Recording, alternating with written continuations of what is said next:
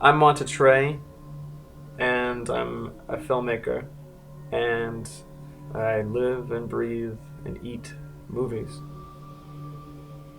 which is a pretty good diet. My name's Ryan, and I am producer. I am composer.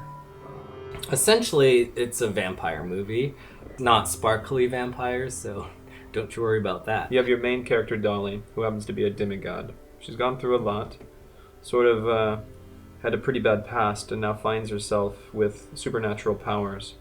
She's good friends with Barnes, a hunter who helped save her life. He comes from a long line of vampire hunters' family. Then you have Toonie and Wyatt.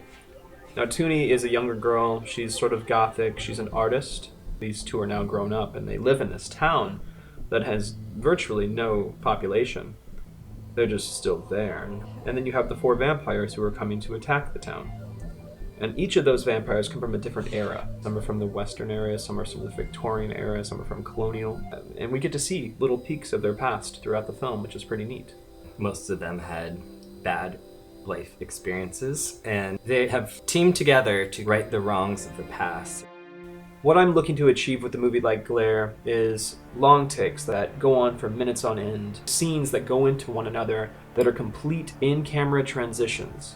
There's instances where we move from the past to the present in one shot, be in a scene, and the camera will kind of pan around, and suddenly we're in the past, and that's a practical effect. And it takes a few tries. This made me my fucking mom. You know, it takes some practice to get right, but once you get it right, it's really cool. And the fun thing is you don't notice that there are no cuts unless you're really paying attention, looking out for that kind of thing. But it just brings you closer into the scene. It's more real to life. And we are doing our best to make a classic with Glare, something that is memorable, is haunting, and something that you want to re-explore.